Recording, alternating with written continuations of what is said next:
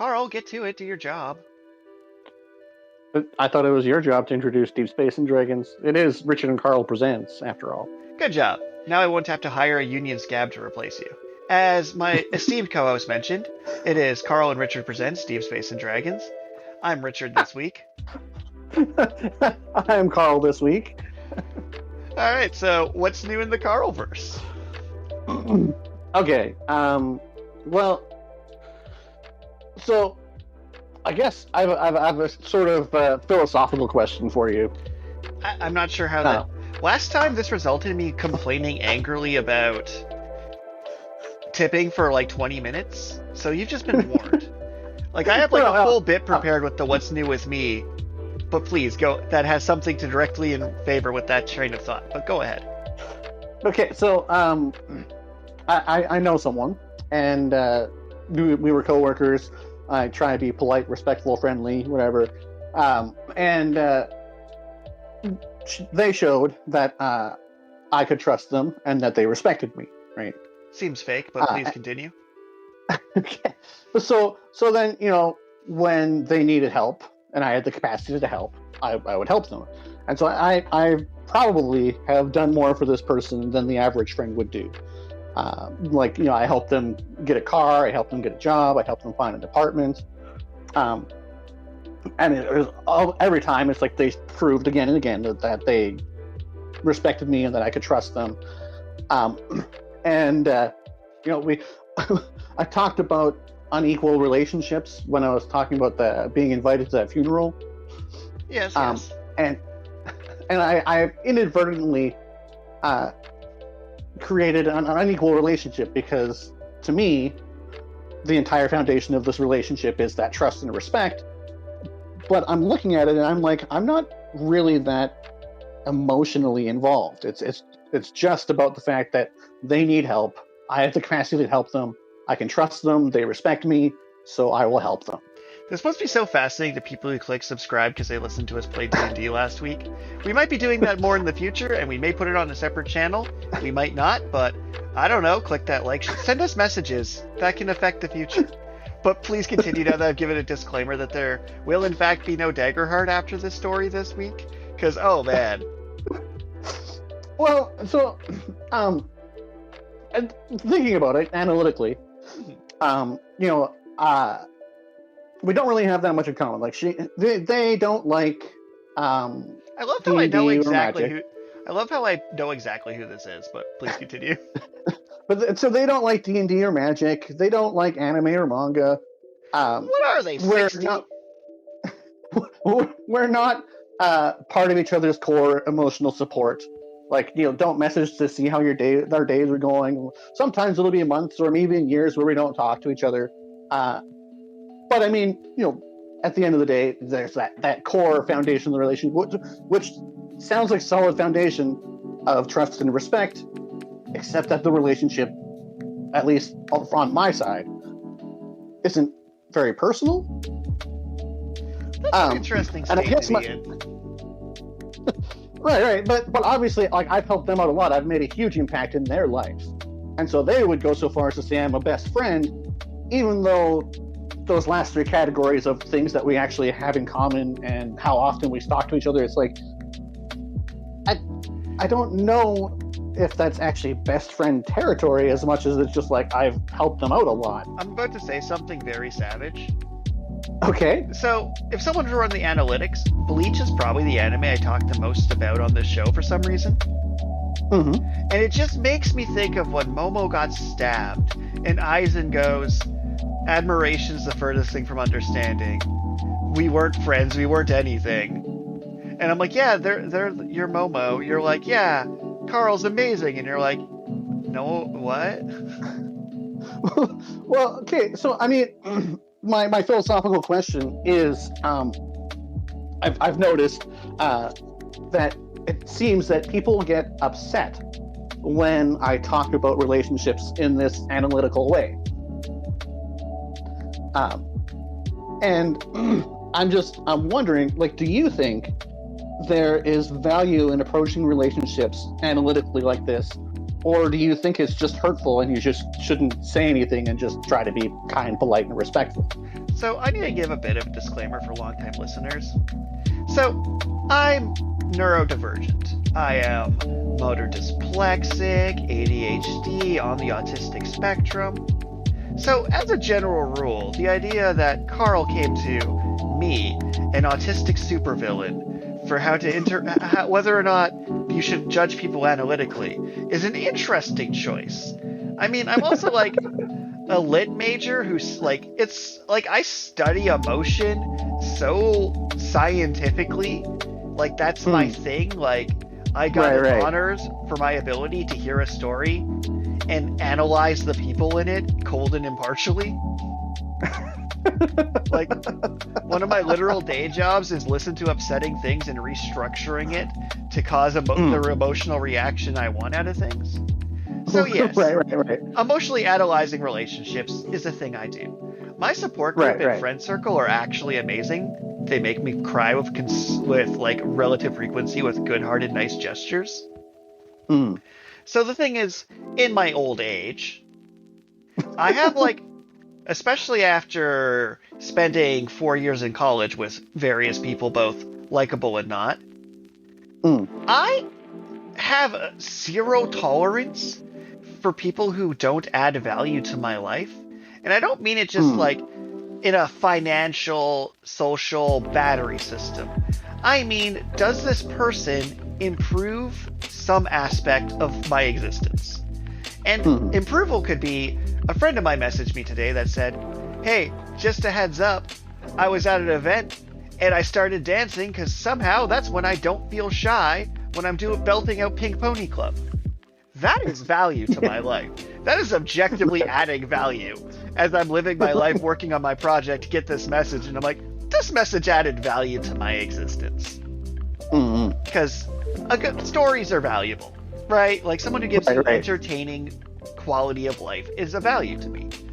But like I said, I'm never going to pass the, do you judge people objectively? Are you a good person, bad person? Do you analyze people? It can't be me. I judge everybody all the time. I can't help it. My brain, I have to add humanity artificially back into my text to not flag an AI detector. My brother has watched me walk him through. I'm like, all right, we'll re-edit this paragraph to this. It's like, that flagged the AI detector. I'm like, okay, I have to be 4% sassier on it to not flag the detector. So, like, from me, yeah, like, talking about people objectively, that's how I make sense of the world. Like, I can easily list the things I like about my friends. I can list the things I dislike. I can list whether they add stress, remove stress. One of my best non-Karl friends who occasionally beats you in the ranking board. Also, you ask the guy who has a hypothetical ranking board of people whether or not it's ethical to judge people. But like the person who occasionally beats you out on the ranking board is this is philosophical, not ethical. Yeah, but like philosophically speaking, the person in my number one place for like my favorite person on Earth is also the most reliable person I've ever met. The person in second is you, and you're often tied with the person in third who's like, how can I put this? They're not cold and logical, but they're like a very impassioned person about their causes, and we have great arguments. Yeah, okay. But we also have like a massive overlap of like nerd interests. This is a friend I've mentioned in passing before where they have like not a rule, but it's like avoid watching things that don't have any kind of LGBT representation because it's not that hard when you have a cast of 100 characters to have at least one gay one. Right. So it's like, that's a person I'll back and forth politics with. But like, yeah, I have no problem if someone to be like, well, this person, they consider me one of their best friends. I'm like, I'm such... You've heard me give rants off stream where I'm like, people who will be like, I'm so proud of you. And I'll be like, what's the main character in my book? And they'll be like, well, I promise I'll read it. I'm like, yeah, you're not, no, like, you have a surface level interest in me, and that's fine. There's not that many people on my day off I'm going to text the message chat to, so I can talk about a subclass homebrew I'm working on, or whatever it is I'm talking about. So it's yeah, I have people I'll occasionally message on like holiday special occasions. One acquaintance who after being like, your book made me no longer care about fiction, I kind of fell out of touch with, because it's like, I'm off to be an artist. And they're like, well, that's silly. I'm like, well, I think that fundamentally means we don't really mesh as people, because despite being often broke, I legitimately don't care about money. Like, I need enough to survive, and then I'm like, yeah. As mentioned before, as a professional writer, I don't make more money right now than I did as a kitchen manager, but I am a way happier being. I am, like, profoundly better mental health, went out for a couple-hour walk today, got a bit of sun on me, like, sunshine and birds singing. Even when I'm, like, having a rent-related meltdown, I'm still in better mental health than when I had relatively stable income. So, I think I didn't answer your question, but I'm passing the spotlight back to you. Oh, I like that. Oh, I got that up from Daggerheart, and it's great. Well, see, this relationship is in peril because of personality conflicts. And I'm just like, am I rationalizing the potential end of a what I would consider a friendship? Yes. Or am I actually, like, logically and impartially judging a relationship and being like, this is very one-sided, and I don't know if that's healthy. Also, yes.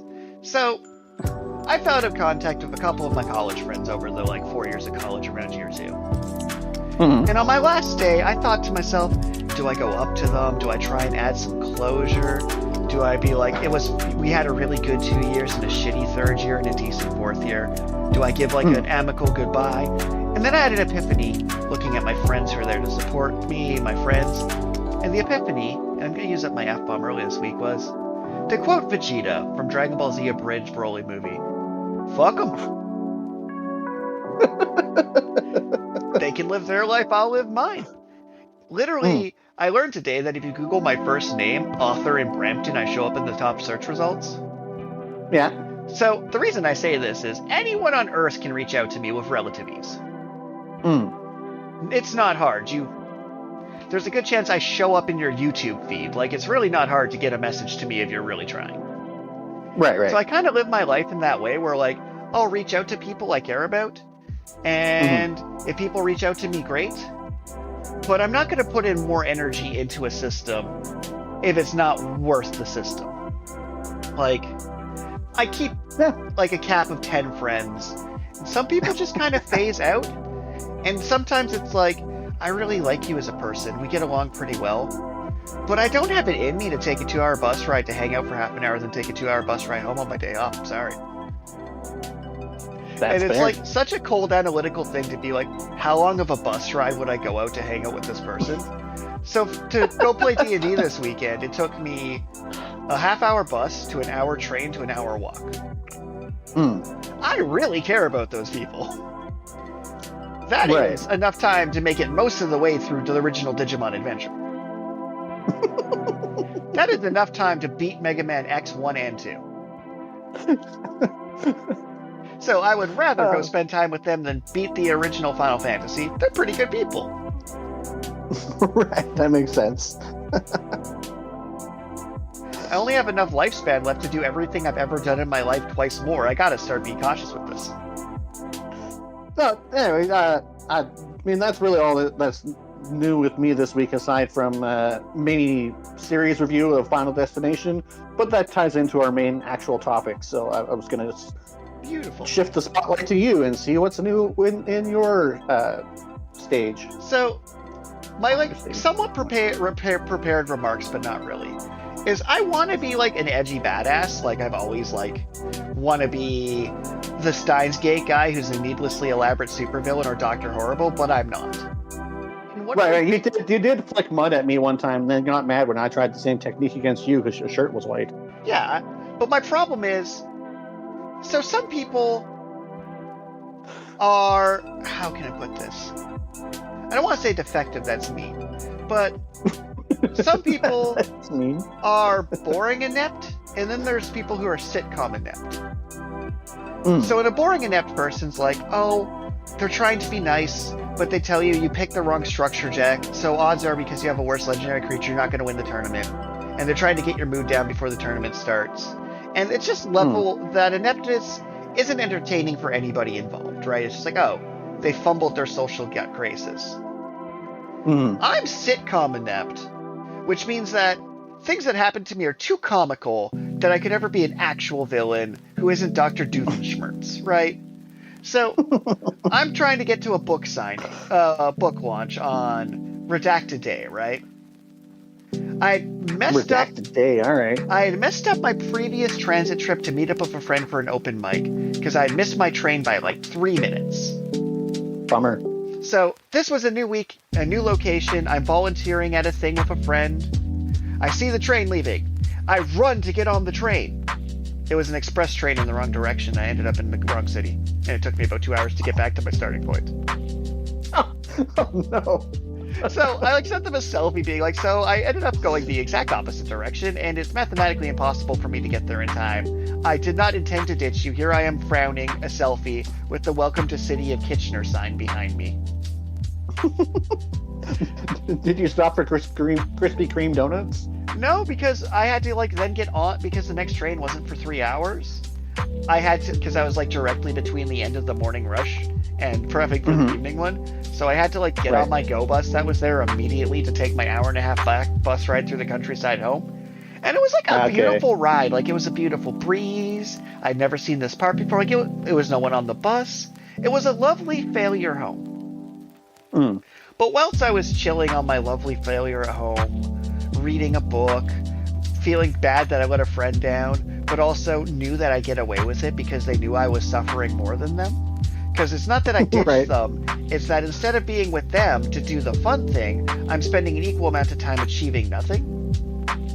Right. That was my epiphany today, as I'm like, man, I want to play the antagonist, but I also am the kind of person to just get on the wrong bus and end up in the wrong city on my normal commute. That is an episode of Seinfeld that happened to me. I'm the kind of person to lose a boxing match in an inflatable jumpy castle. So I don't get to just be I don't get to be cool and I don't get to be lame because I'm too busy being ridiculous. So to be fair, I did have some amateur boxing training from a friend. I was prior there to with that. you. I did the same training. Well, obviously it stuck better than with me. So where I'm going with this, so I ran 3 Daggerheart one-shots over the last couple weeks. I ran the one with you. I ran one on the weekend, and I ran a second solo one to judge how bad you are at Daggerheart. Oh, how bad am I? They lived, but that's because I let them tell me what animal their mount was for the cart, and then they brought their mount with them, which absorbed some damage. Yeah, okay. So the difference between success and failure was they brought the NPC. Yeah, I had a chance, and I did not. So, honestly, it came down to a single dice roll with you, which made it more epic. I'm happy it ended the way it did. Right. But I digress. So, I'm running this session, I'm describing the city that's taking place, and I drop the line, it's the kind of city where it's cold and gray, where you just feel the wind and it's basically a glorified rest stop along the road, and you look across the street and watch a couple people steal a picnic table. And one of my friends goes, oh, it's funny when you tell this story because I know you committed the crime, so it's like you went to Chicago, pulled out a gun, shot someone, and went like, what's with all the crime here? And I laughed so hard there was tears in my eyes, because it's like, yeah, that's kind of the story, is I'll be like, oh, Saskatoon sure sucks. There's just people getting high on the streets. Was the person you?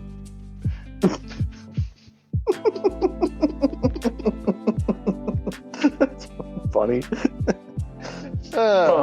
But yeah, so that's kind of what my thing has been. Reading a lot of Daggerheart, homebrewing stuff, failing to transport myself to places twice in a row. I've been doing a lot of events, doing a lot of writing, doing a lot of research, doing my work and jobs and things. So my summer's been pretty awesome. I got a birthday present today that's a Funko Pop Gundam Epion that's sitting on my ledge. Gundam Epion. Yeah, Funko Pop Gundam Epion. But does it have an oversized head? Yes. I love it so much. Yeah, okay. So it's like, I was so... Okay, here's my problem. I'm imagining the SD Gundam at Beyond from SD Gundam Online, and I'm just like, how does that even work? But no. A regular, I can see how regular Gundams would Yet, transition ironically, to turning Funko a regular Pops. Gundam into a Funko Pop gets it pretty close to being the SD Gundam. Like, Well, but with an oversized head. oh yeah. So, long story short, other than... It's like, it's so weird, because I've been in a good mood. My normal misfortune has become comical to me while it's happening. Because it's like, you failed to get there twice. I'm like, I did, but I managed to pay my rent by writing. I was able to turn words into groceries. That's great. That is an awesome feeling. So of course I'm in the middle of course Ontario's on fire and I'm inhaling smoke because I missed my train. That's balance. I can handle that. That's great. But yeah, pivoting from that, although I do find it funny that I keep running this Daggerheart intro adventure and then being to like people. It's like, it's funny because we predicted it, like how long the adventure would take. It's like, oh yeah, when you add 5 people, it definitely took the full time in the session 0. And them straight... So I had to invent a guard for them to have a dramatic backstory with, for them to assassinate. And it was beautiful. And one party member played a Clank, which is a little robot man, that was a horrifying brought-to-life toaster. Oh. And they ended up chopping up the body outside the barrier of the town and feeding it into the toaster. Jeez. And I'm like, oh, wow. And the thing is, I don't mind when parties murder hobo together. Right? Like, they're fighting on behalf of the Empire, and then they take this guard, and then they had a flashback where the guard beat up one of their uncles when the farms got taken over. So then they killed and executed this guard, and I'm like, this is the most competent teamwork I've ever seen. You're not sitting in a room debating how to open. You're doing stuff.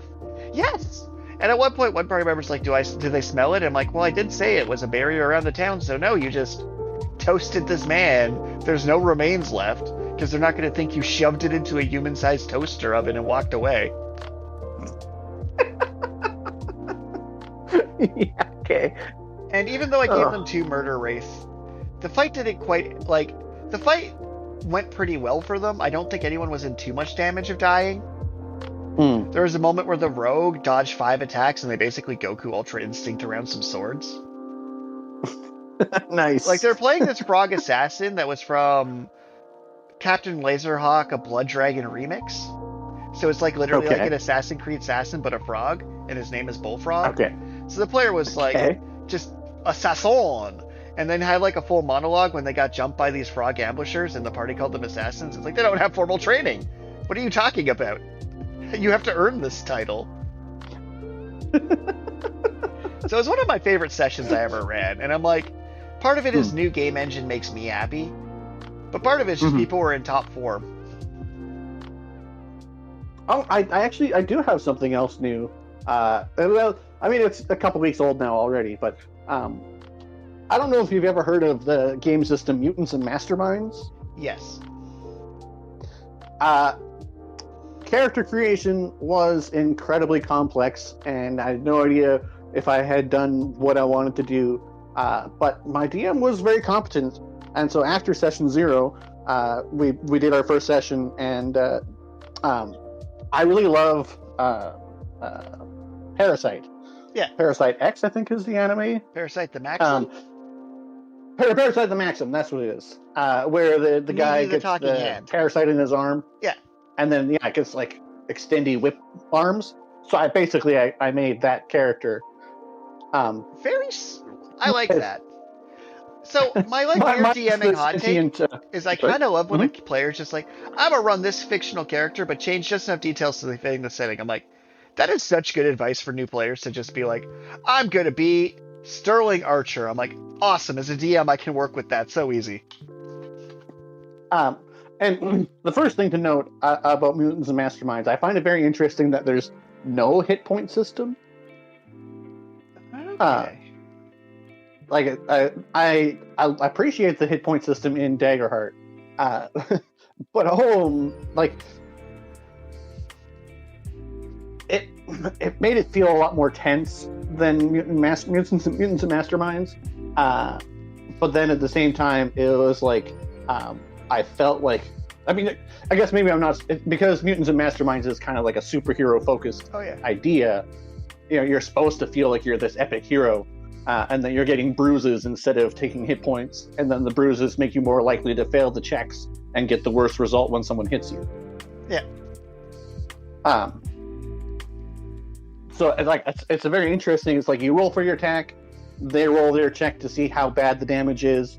And then if it's not that bad, they just get a bruise that subtracts from their check for future attacks. And then if you fail by like 15 or more, then you basically are out of the fight. Okay. So, like, to mini tangent is, one of the things I really like about how Daggerheart's set up, which doesn't get talked about at all, because it's a weird thing to like, is it really restricts my DM powers, and I love being able to blame the game for being mean. Because if it's like, I have these many points, like my friend literally 3D printed me an abacus so I could show my fear points.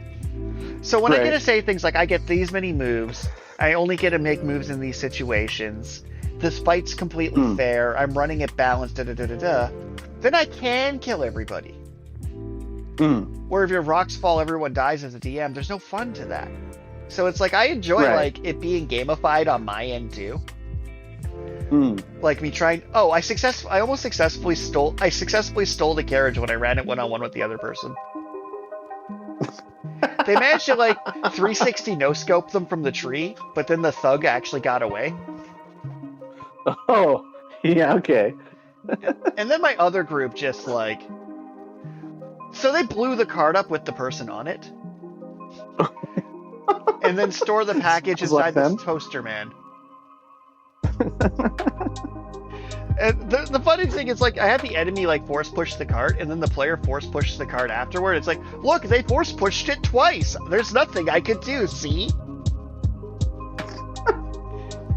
It's like, I think that's the most dead I've ever described a player, is when someone force pushed a cart into a frogman. But I digress. You were talking mutants.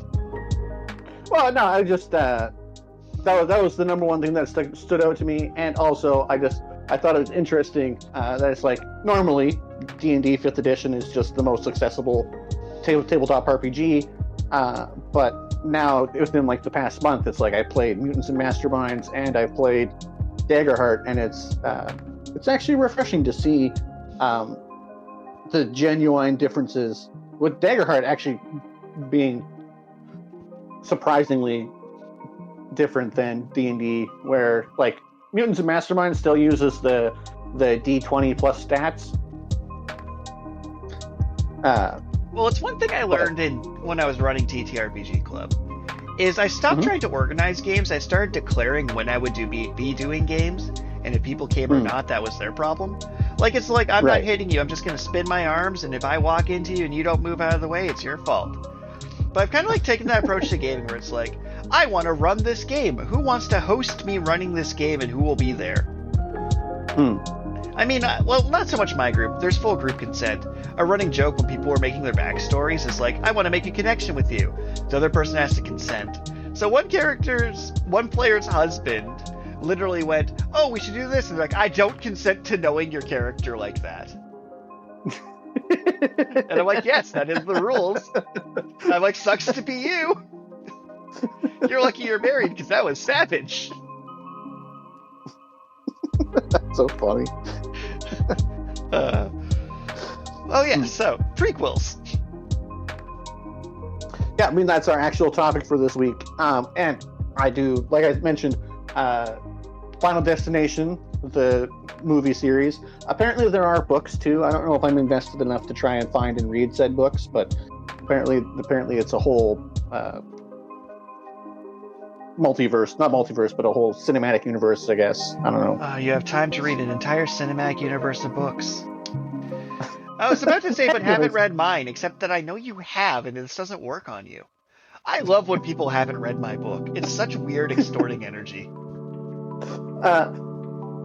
But so it's like Final Destination 1 had some and then storytelling but overall was a creative and original idea when it came out. Debatable, but yes. It was very creative. It was bad Minority Report. I'm pretty sure Final Destination came out first. I don't think it did. No, I gotta look it up. I gotta fact check. We don't fact check very many things, but Minority Report release dates is something we gotta. Okay, Minority Report came out in 2002, and Final Destination, I believe, came out in 2000. Final Destination came out first by 2 years. Yeah, the short story, The Minority Report, by Philip K. Dick, was first published in January 1956. Okay, but I mean the movies. Oh yeah, no one writing a movie has ever read short stories from famous authors. Anyways, I liked the idea. I thought it was a creative and original premise. I knew that Minority Report was a short story because I literally did the class on this, and I'm like, I'm gonna get him. I'm gonna get him so good. Take damage, dang you. Well, I mean, we're each welcome to our own opinions. Yeah, whatever. The correct one and Karl's. Sometimes it's both. Final Destination 2 was a pretty decent sequel, but it didn't really add anything genuinely new to the idea. So it's a little bit worse than number 1. Number 3, I had actually talked about this already on a previous podcast, but I thought it was going to be campy.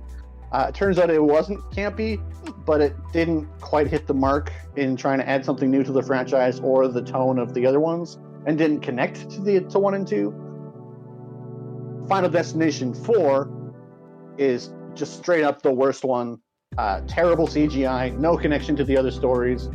I mean, interesting ways for people to die, but like,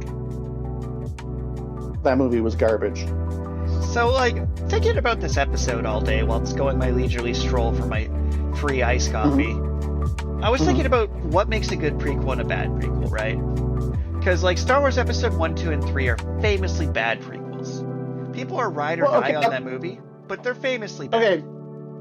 Okay. I guess I should get to the actual point where this connects to our topic, because Final Destination 5 Here we go. is a high point for the series, and is an excellent prequel.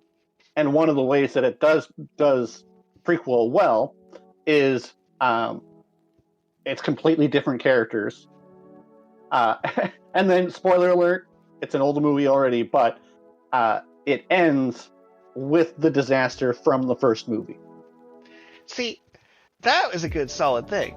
So, yeah, I was kind of trying to set you up for that, where when I was going with... So, Star Wars Episode 1, 2, and 3 are terrible prequels.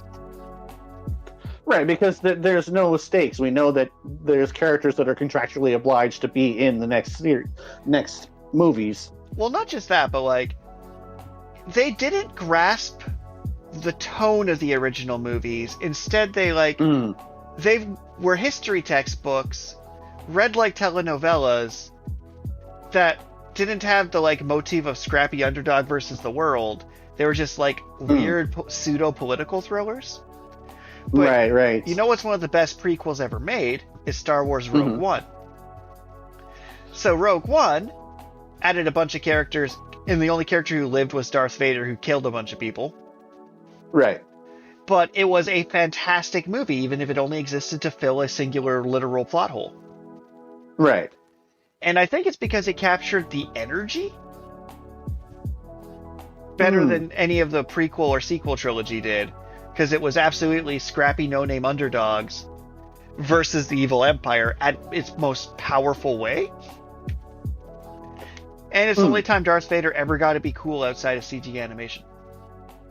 Yeah, I mean, so like I say, not specifically about prequels, but Final Destinations 3 and 4, they kind of failed to capture some of the energy of 1 and 2, but then you get to number 5, and it's like, it was super on point. It added new stuff to the idea, which was then picked up by Final Destination 6, which also is probably actually the strongest written movie of the whole franchise. Like, Final Destination 6 was just such a good movie. But that's a topic for another day, because that is not a prequel. It's a... Well... But you know what is one of the most pointless prequels ever made? The four Gundam origin movies that never made it to Gundam. What? They never made it to Gundam? They were the most convoluted thing I've ever seen. So, like, we get it. Char's the cool character. He's the marquee character. They love to put Char on things. Right? I get it. He sells us everything from hot rods to hamburgers. I think Char is an interesting character concept. And what they did with them in the time, in the 60s, 70s, was, like, pretty groundbreaking stuff. But when they had him fight a bunch of assassins in knight armor to force a fight scene in a movie that didn't have one, because they needed 4 movies for his childhood, because apparently every year of his childhood was an John Wick movie, was just asinine. That's just the worst way you can do a prequel. And it's like, yeah, every character in this, because they just used only existing characters, had to be in a specific starting point. So it's like, you're not setting up anything. You're just doing random crap.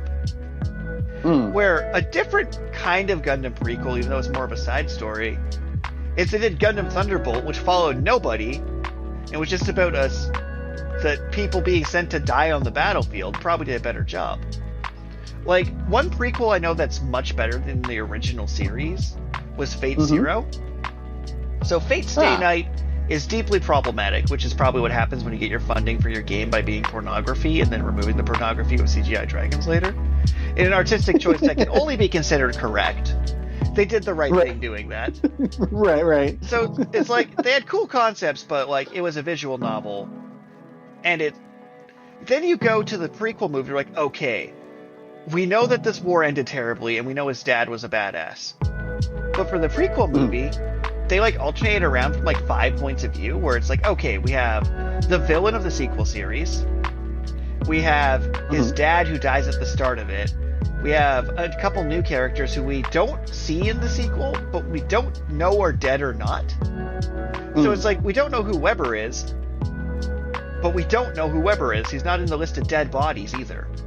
So it's like, you're watching it and you're like, I know half these people die, I know half these people become terrible people after this, and I have no idea who the hell these people are. And it was like, they did like a gripping, political, magical, thriller, murder mystery mini-series. I'm like, this is just the superior version of this story by like a lot. Like, this prequel is just better than this. And I've never seen a prequel where I'm just like, this is the superior piece of media. Because you took the ideas and the themes, and you pulled the teenagers and the high schools out of it, and did a serious, grounded piece with it instead. Okay, shift gears a little bit.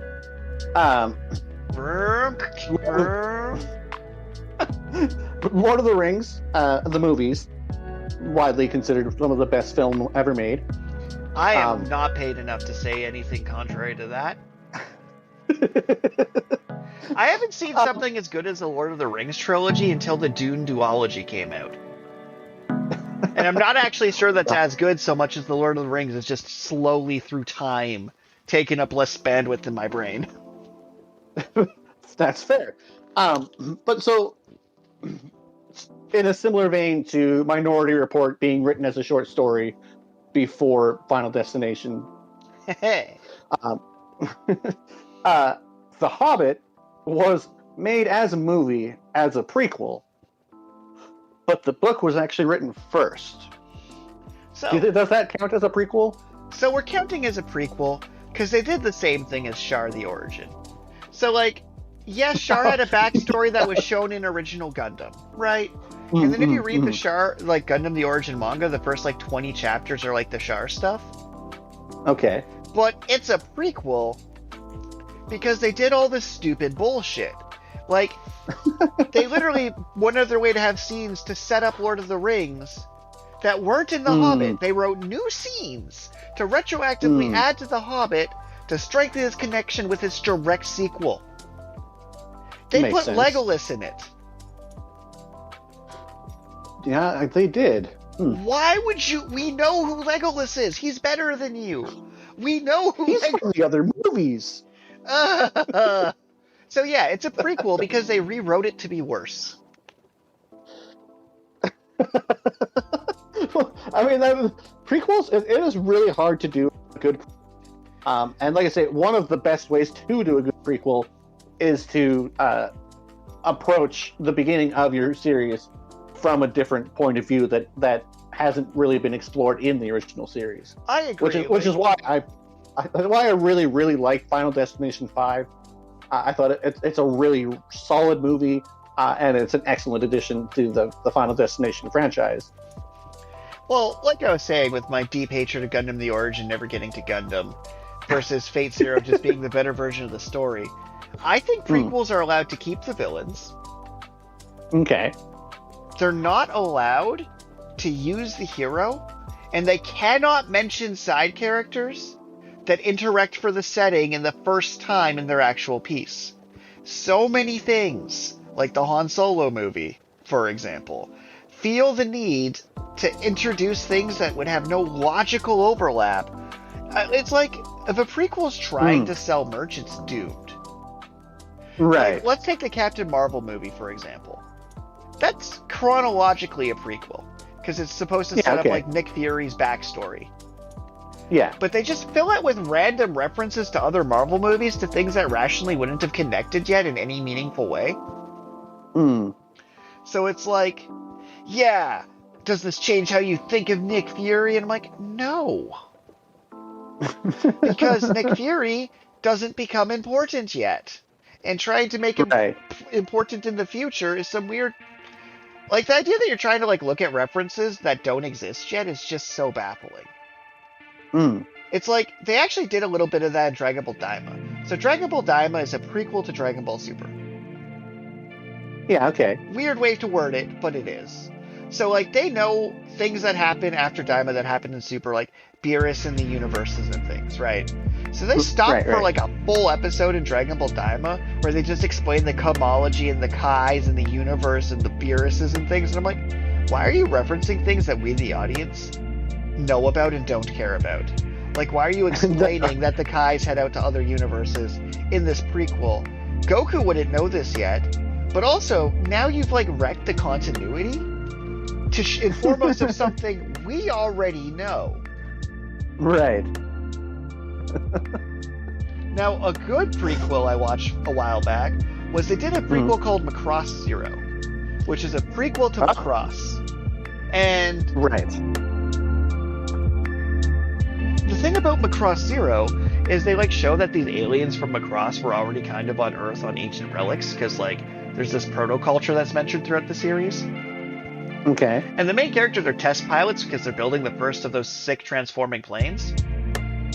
What's interesting about this prequel is no one knows that there's aliens yet, except, like, the special ops team that know aliens are coming because they found the Macross ship and are, like, reverse engineering it to build their sick fighters. Right. So it's an interesting story because it's like you see this pilot wash up on this island with the native people, and this is like an uninhabited island for the most part, and they know about aliens, but they think they're the gods. So it's like, okay, we're looking at the cosmology, but they're not being like, the aliens are coming, hint, hint. They're like, no, this is all about the context of this movie as a standalone. Which made it very interesting. Macross Zero. Disney Plus added a bunch of Macross stuff, which they still couldn't get the original because Harmony Gold's more powerful than Disney. That's funny. So here's a prequel that completely failed its job, even though it didn't break any of the rules I just listed. Okay. So, JJK Zero. Because they released JJK Zero after season 1 of JJK, I saw it as a prequel. Right. Who introduces a character that then they shove into the main story later. Who they, like, he just, like, tries to shove in as the dual agonist in the original JJK. As a prequel, I don't think it was a bad movie as a prequel.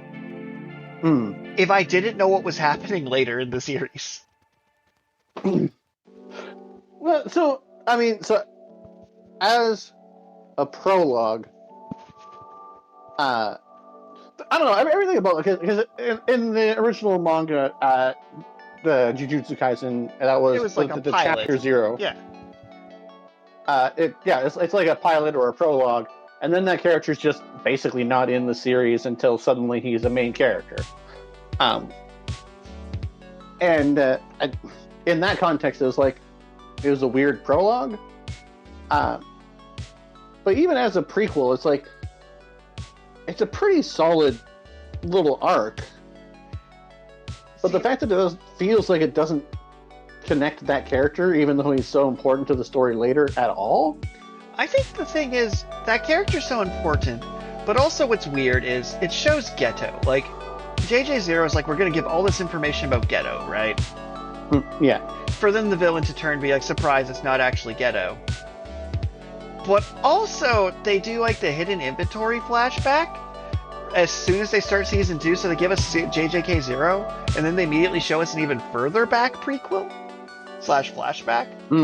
So it's like, this is just weirdly structured. Yeah. As far as prequels go, I don't know, that JJK0 was not bad.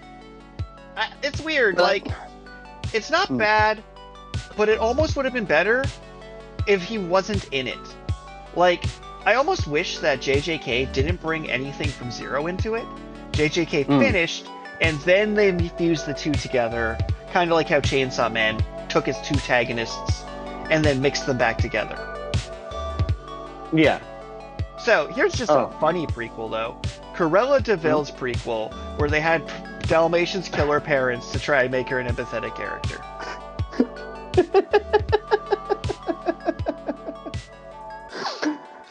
Oh, so funny. It's so hard to make a prequel if you're a company because you want to sell merch. And the idea where you're trying to, but this is a person who kills puppies you're using as your protagonist in your movie. What are you even trying to do here? Yeah, very bizarre choice. I don't know. Okay, actually, I'm just going to look up most popular. Oh, I got a list of prequels in front of me to do this. Oh, yeah? Alright, so here's some prequels. So we already covered Star Wars and Lord of the Rings on our own. Didn't take much effort for us to get into those. So yes, The Hobbit is a prequel if it's on my list of prequels. Did you watch the Fantastic Beasts trilogies?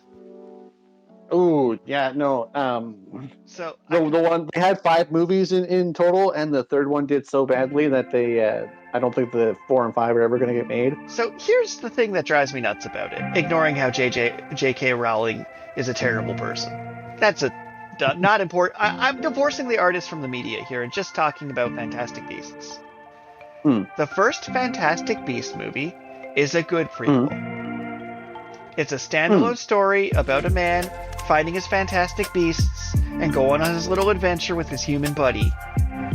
Shows it America. Dumbledore makes a cameo, but it doesn't fuck with anything. Fine movie. Then the next two try and set up shit. And that's my biggest rant about prequels. Don't set up a movie I've already seen. I don't need to know about Voldemort's precursor and his homoerotic relationship with Dumbledore and this ghost shot.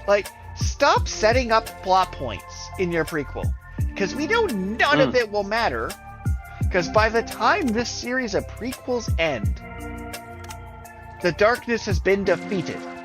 And every main villain then meets up with Voldemort later when he gets resurrected. So we don't need 3 movies about some guy named Grindelwald or Dumbledore. We don't. I would have been fine with 3 movies about a dude who catalogs fantastic beasts and where to find them. You get where I'm going with that? We don't need a trilogy to set up a 7-book movie. We've already read 7 books. Right. Alright, the next prequel we got on here is X-Men First Class.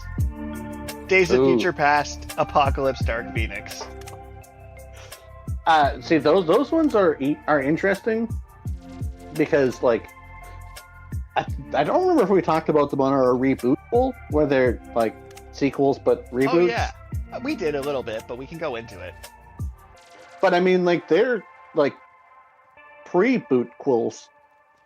So, First Class Technically. was really good, right? But it was The also First Class was really good. it was also 3 unrelated movies. Mm, It was like Magneto's Nazi Hunter, which was a great movie. right. Xavier Wealth and Privilege, which was an okay movie. Mhm. And Mystique in the Justice League for some reason. Yeah. So it's like the Magneto Xavier stuff was fascinating. Everyone else didn't really matter. Then Days of Future Right. Past was doing a lot of setup that wouldn't pay off ever. Right. And Apocalypse was just kind of boring. And then Dark Phoenix, by the time that came around, I simply didn't care anymore. I didn't care about Dark Phoenix is hilarious because it released or was written or it was way too close to Endgame and way too similar in theme and style to Endgame. So they rewrote it to make it worse because they didn't want it to be thought of as an Endgame knockoff. It's funny because they keep botching the Dark Phoenix saga, like most popular comic run. Yeah, and so that one is a bad prequel because it's external forces. So the thing about the X-Men quadrilogy here is, I don't know if they were bad prequels or bad movies, because like First Class was a great prequel. Days of Future's Past wasn't really a prequel; it was like half prequel, half sequel. And that one was super interesting in that way. Yeah, and Apocalypse was just a bad movie. Apocalypse was a bad movie. And Dark Phoenix was a bad movie, but I don't know if they were bad prequels. Now here's a good prequel: Monster University. And the reason it was a good prequel was pretty straightforward. We know nothing about the main characters of Monsters, Inc. whatsoever. Let's learn about them. Right. And they only did it once. Yeah. All right, so our next on our list is Prometheus. Oh. So here's my problem with Prometheus, and it's kind of a hot take. Alien vs. Predator had a fake backstory for both that was better. So it's like you made a prequel that doesn't line up with the better movies you've made. Just give up. Just give up. What are you doing? Like, Prometheus was just a terrible movie. I did not enjoy Prometheus. And I also think it was a bad prequel because it didn't know what Alien was about. No, it really did not. Alien is badass woman kills alien while living in a horror movie. Like, Aliens was a Resident Evil movie in space. Yeah. It also that's has true. Alien Covenant on this list. I'm not even going to dignify that with a discussion. Alright, so next we have Bumblebee, the Transformers prequel movie. Ooh. Did you watch that? No, I did not. So, here's what's wrong and right with Bumblebee. Bumblebee was actually one of the better Transformers movies. Huh. But also is completely unable to reconcile with the canon of these movies. It simply doesn't work. But it does have the best line in the franchise, where I think it might have been John Cena. Someone was playing cop dude, might have been John Cena, might have been Vin Diesel, I don't remember. Goes, why are they're called Decepticons? Why are you making a deal with a group that calls themselves Decepticons? So it's like, that was a great movie, bad prequel. You know, like some of those were okay prequel, bad movie? That was great movie, bad prequel. Because it just doesn't reconcile with the canon. It doesn't reconcile with the canon. No one needed a Bumblebee origin movie. They would have been better off. If it was a reboot Quill, it would have been great. If they just like, no, we're just going to start Transformers fresh here with this Bumblebee movie. Yeah. So then we have Red Dragon, the Silence of the Lambs prequel. That's Silence of the Lambs and any related media are on my list of movies to watch, but I don't know why they just never actually come up. Anthony Hopkins is an amazing actor, but that doesn't really have anything to do with prequels. And this is a weird one. Indiana Jones and the Temples of the Doom, set before Raiders of the Lost Ark, is terrible at being a prequel because I wasn't aware. Yeah, I mean the chronological order doesn't really matter. Yep. And then we got... Apparently there's a Kingsman prequel that I never saw, called The King's Man. Yeah, I thought that looked like an interesting movie, but I also actually watched it either. Kingsman Secret Service was awesome, but... Here's one, Rise of the Planet of the Apes. Is that the one with James Franco? Yes. And the talking monkey who screams talks for the first time. And Melboy getting bullied by a monkey. I enjoyed that movie, actually. I thought it was pretty good. That's just a good prequel, but... Well, I've never actually seen Planet of the Apes, the original or any remakes. It's also a reboot, Quill, straight up. Yeah, that's true. So, wrong episode. So... A preboot? I think that counts as a preboot-quel. Sure. But then because they have, like, Dawn of Planet of the Apes and then, like, World of Planet... Like, it turns into Planet of the Apes eventually they get there. Yeah. I don't think you watch Game of Thrones or House of the Dragon, so this will mean nothing to you. Well, no, I did not watch either of those. Lightyear, the prequel story for the fake Buzz... the pitch meeting for Lightyear... Please just go watch Rian Johnson instead of hearing us talk about Lightyear, because I cannot put it better than him about, wait, wouldn't he want a Socks the Cat toy? And isn't he an over-the-top action character? And because money. Lightyear exists because money. Yeah, Lightyear is definitely a example of a bad prequel, bad movie. It does not make... If that is the movie that Andy watched as a child that made him love Buzz Lightyear, Buzz Lightyear didn't do anything noteworthy to make him the de facto action figure for that movie. Yeah. Now, on something that is interesting, is that... So they did Godzilla. Then they did Godzilla King of the Monsters. Then they did, they went further back in time to do a King Kong movie, so they could do Godzilla versus Kong, so they could do the Monarch spin-off show, so they could do Godzilla versus Kong 2, where a monkey with a robot arm throws another monkey at a giant ice lizard. Right. Great prequel, but weird context. Because they had to do a prequel to Godzilla that was a reboot of King Kong to put them in the same universe. And I'm going to say it did both its jobs perfectly. Because they're like, okay, we need to change King Kong into a kaiju movie so we can have Godzilla versus King Kong. Right. It's kind of like in the same way that calling Captain America a prequel to Iron Man is technically true, but not at all. Right. I mean, they're in the same universe, but it's not really related at all. Oh man, we have another Godzilla versus Kong movie coming out, and then the licensing has went through to have deals with Pacific Rim, and it's incredibly possible that we're going to get Godzilla versus Kong versus the kaiju with Jaegers as a thing that happens. They've been slowly ramping up the technology in all these Godzilla versus Kong movies, so having Jaegers wouldn't make not sense, and they've set up the portals. This makes me so happy. This makes me so happy, Karl. I like when giant monkey get punched by giant lizard.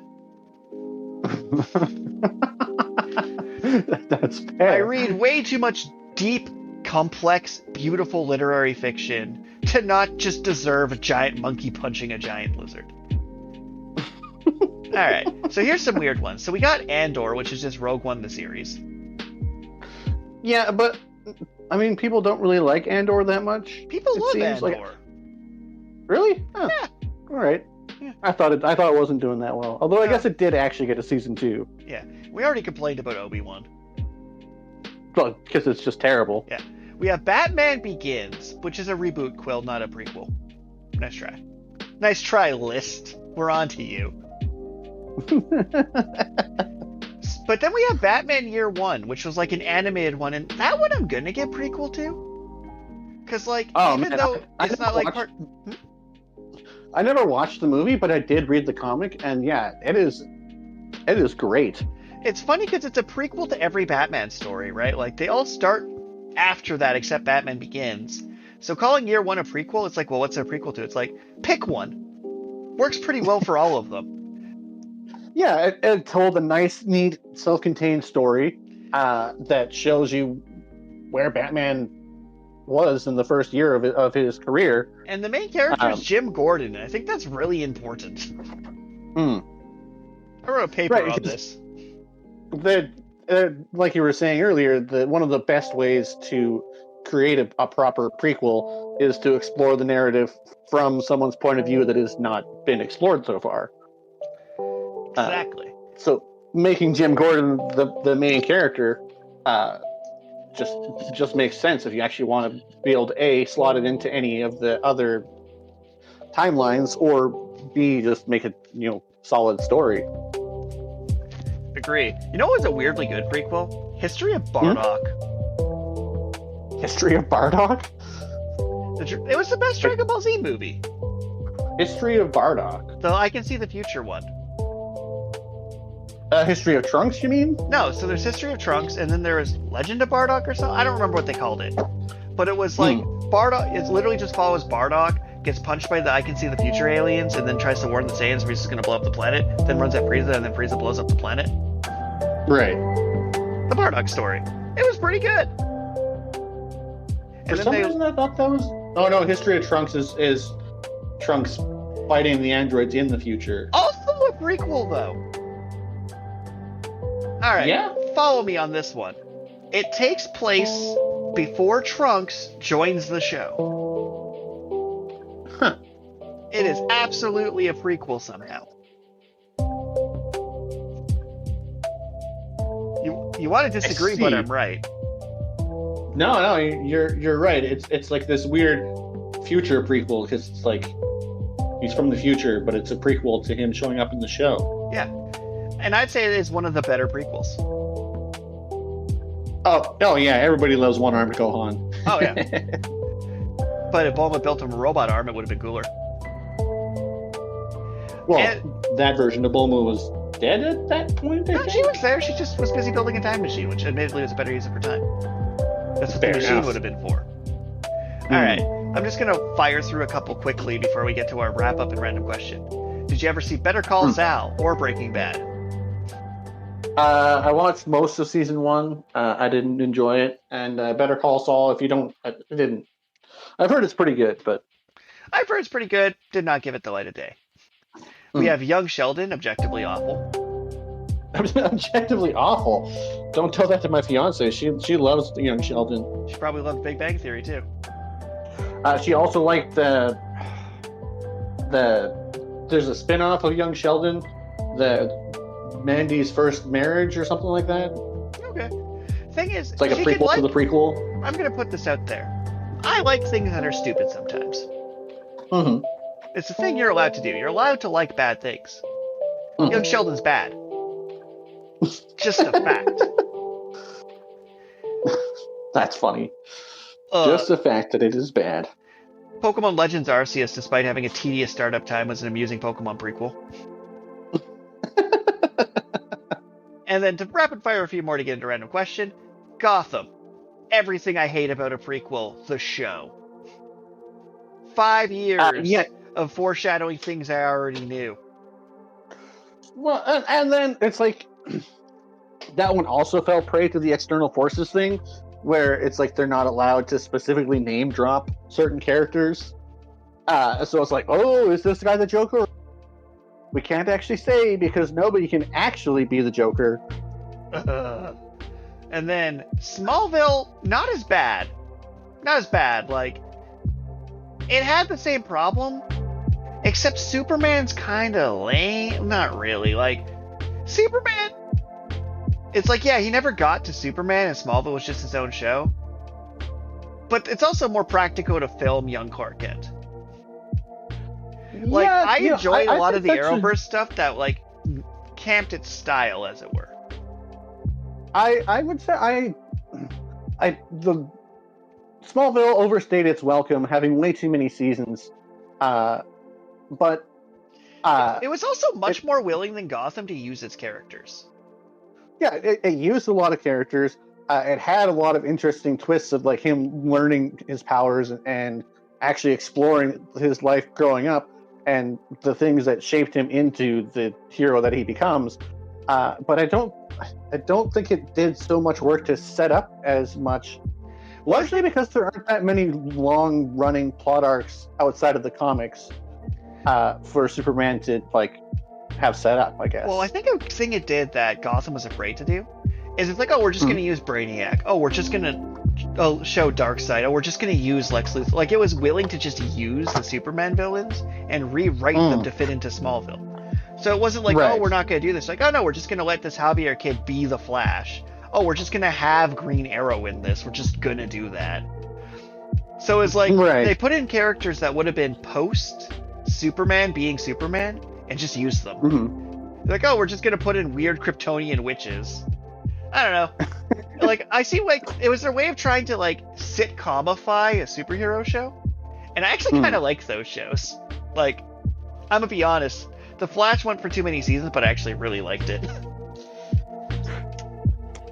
Yeah, no, but Smallville, like I say, it overstayed its welcome, went for too many seasons as well.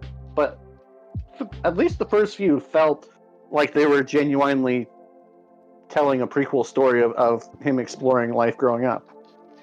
And the last couple ones we have. So, to jump back to the anime sphere for a bit, we have Rurouni Kenshin Trust and Betrayal, which was the OVA where they showed Kenshin's past. So that was cheating, because they just took the flashback arc from Rurouni Kenshin and made it into a movie. That's just cheating. That was the best part.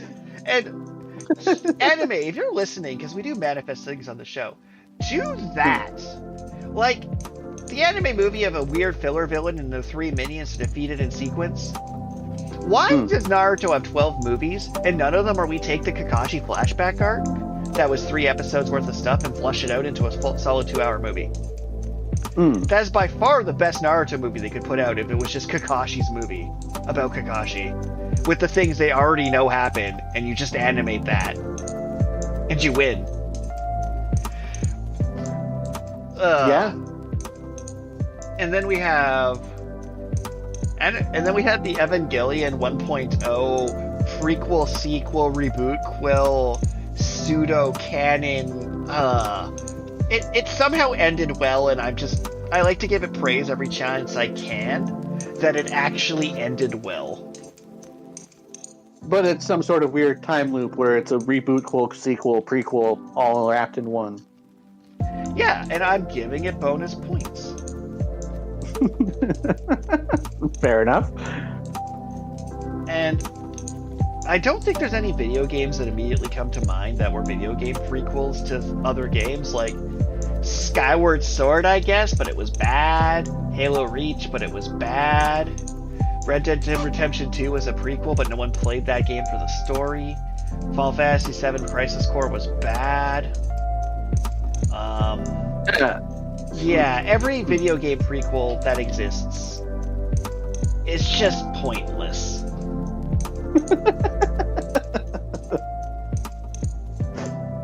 Like, I searched best video game prequels, and it suggested Borderlands the pre-sequel to me.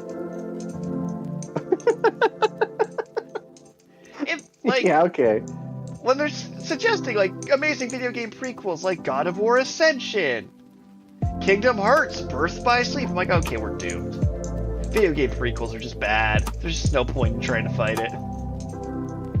Yeah. Dead Space Extraction gained nothing for being a prequel. It could have just been a sequel. Could have been nothing. Alright, so let's get into our random question. Oh, Tales of Symphonia, Dawn of the New World. Boo. Anywho. Random question time. Monologue it while I find this list. Oh, you have one? Well, I have a random question for you. Okay, so not exactly telepathy, but if you had the power to make anyone within, I'm going to say, 60 feet of you, and they will hear what you're hearing, or like you can swap any sense where it's like instead of seeing what they're seeing, they will see what you're seeing. What would you do with the sort of sensory projection power? So my immediate first thought is, let someone try my driving ability and they'll stop asking me, telling me, oh, you can just practice. Like, be like, here, I'm on a bike, we'll switch senses, you're in my body, you're controlling my body, you're piloting my body, I'm in your body, we match. No, they don't get to pilot your body. They like you're still piloting your body. They just see exactly what you see, or hear exactly what you hear, and just don't see or hear what their body would be hearing or seeing. Okay, so I'm like they're familiar in this situation, kind of, sort of. Yeah. Like you basically project yourself onto them and then become like they're familiar. They see through your eyes. I really want to do it to Miko. I want him to just watch my day, like just check in for a bit to see like what I do outside and what I do inside. Like I'm really curious, like what would happen if a pet just observed things from my point of view for a while. So checking in on Miko, I think I'd just be I'd be at the office and just like eyes roll back and Miko gets to look around for a second and see what I'm seeing. Because he's statistically probably napping. So yeah, I would use that to let pets experience what I experience. And the thing is, I have a very rich internal life and a really boring external life. So it's like, yeah, no, most things I'm like sensory experiencing are the boring stuff. Now, if I could give someone the uninterrupted stream of consciousness while I'm lying there in bed structuring my D&D campaign, oh, the spam I would send you, my friend. I'm like, no, you don't get this fight sequence and you get to actually see it, what I'm picturing. That'd be interesting. Like, if I could like get someone with a typing speed, a direct feed of here's what I'm thinking, now type it. Like, the reverse power would be great. This power sucks, and I'm mostly just using it to check in on my cat. Well, okay, so like if you were able to see what someone else was seeing? Yeah. Still probably not. Like, I don't actually care for this particular power. Like, normally I can abuse the system, but like, sensory projection, we have cell phones. Like, this power is the equivalent to me just telling you to turn on your fucking camera.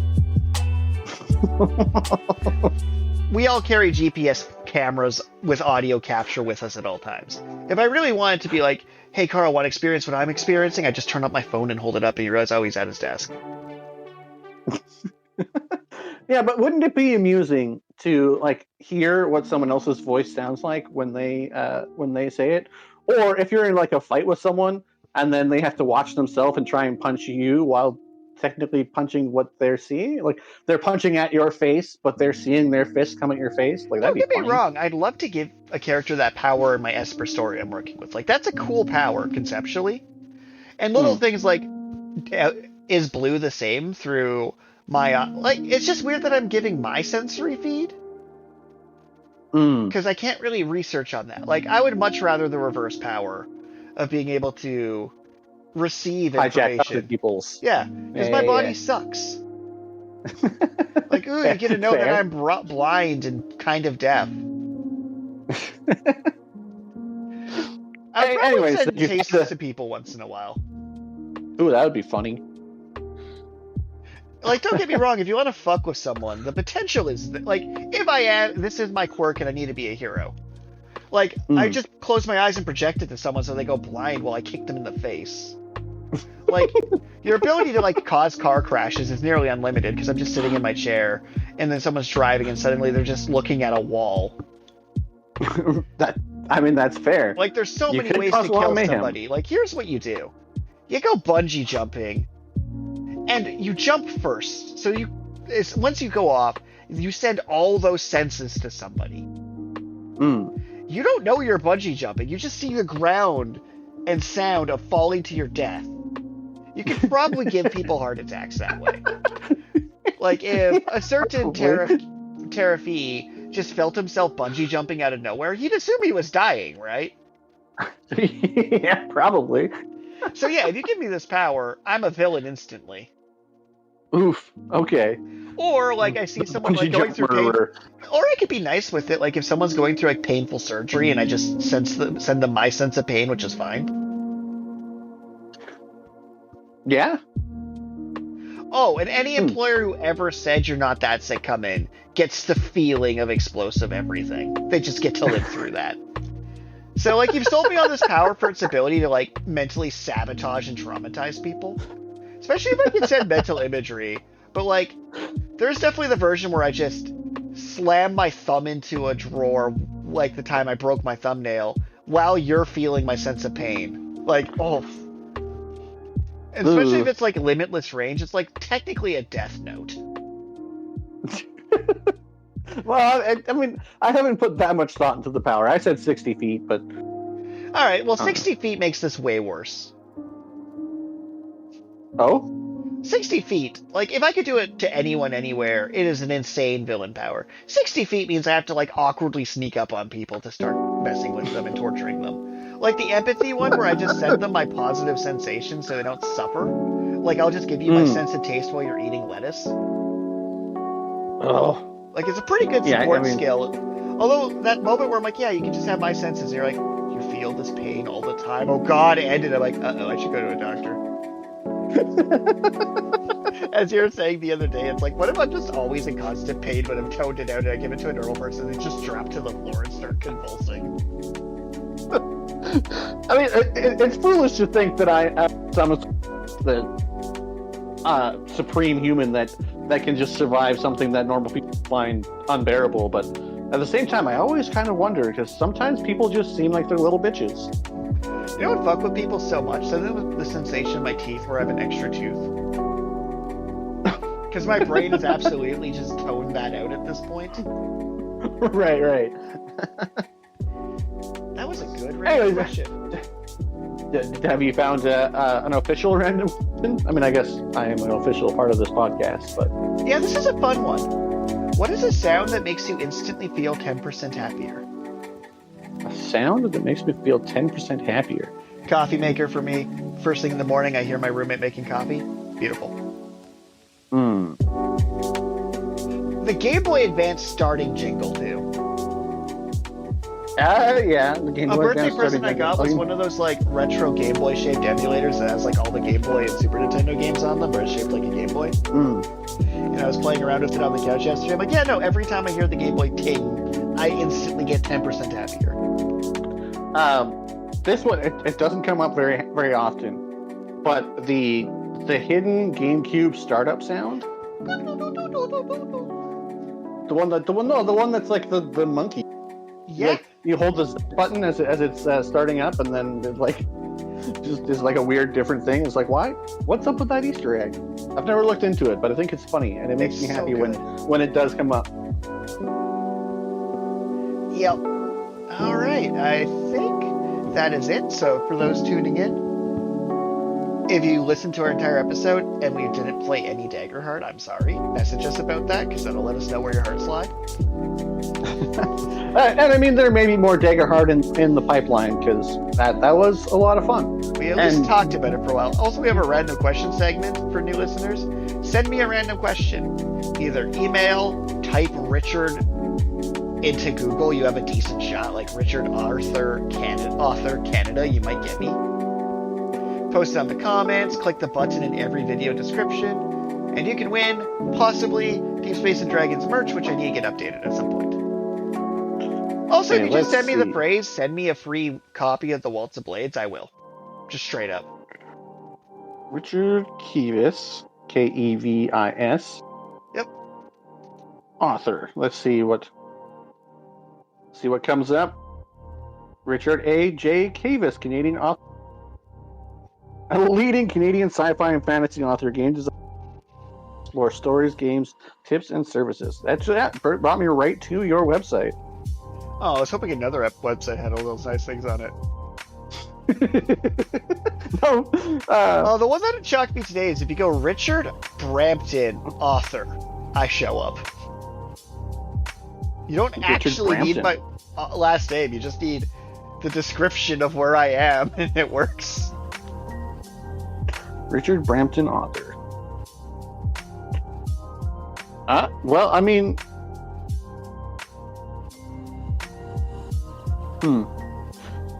Maybe it's just yeah, no. See, so I specifically, actually, to prove a point, to mostly to myself, but I use DuckDuckGo on my phone instead of Google. I don't really have a good reason. It's just you do. they're like, yeah, we're a privacy browser, so I'll allow it. and because it's a privacy browser, their algorithm doesn't really know anything about me. And so, like, obviously, I talk to you a lot, and so Google's algorithm would know that I am connected to you in some way, but DuckDuckGo does not. So, Well, Richard actually, Kiva's you're author. over-explaining it because I actually have to set up Google to find me. Huh. So if you use Google, it would have worked. It's not like secret police state. It's I clicked the button to be registered on Google. Well, yeah, but I mean, like, I being in Canada and having an active connection to you, my algorithm is more likely to find you. Yeah, but I'm saying it hurts my feelings for you to be like, hey, we're giving a shout out to you at the end of our episode. Yeah, you're not that famous if you put a privacy blocker on it. I'm like, why? Why are you doing You this? Why are you doing are this to that me? famous because I found you on DuckDuckGo. That's my point. Oh, I thought you said you did. Wow, I thought you said you didn't, and I felt bad. Now I'm just a dick. No, I deserve you're to go on the enough. wrong train. Like, that was like my one friend's like, how are you in the wrong city? I'm like, because I deserve it. Because of the things I say and do. In any event, to all of our listeners, Richard is easy to find, even if you're using some sort of obscure I got internet so browser defensive for no reason. This is what happens when you bully people in junior high. They never recover. I got called Rat Tooth Richard once, and I'm now a professional author to undo the psychological damage that caused. I will never be mentally healthy despite monthly therapy. Jeez. But seriously, drink water, live good lives, support local literary magazines, I guess. Oh, also, shout out to Daggerheart. Go to daggerheart.com and you can get free playtest stuff to try the game. I don't know, they don't sponsor us, but I've been using their stuff all week. Yeah, shout out to Daggerheart, because that was a lot of fun. And it's something new and fresh compared to the I don't really have time to get Wizards into of it. the Coast. But Daggerheart grabbed both Mike Merles and another one of the lead 5e developers that recently stopped working at Wizards for their dev team. Huh. So they're just like, oh, that's such a flex, such a funny flex. Hey, 5e was your best-selling version. Good thing we took the people who did that, idiots. Wizards, please hire me someday if you still exist. Oh, now if Daggerheart wanted to hire me, I would, like, abandon my life and go do that. Just me, Miko on a carry-on, and hoping for the best. Bye. Bye. You know how wild it would be to go to the States right now? Yeah. Oh. That would be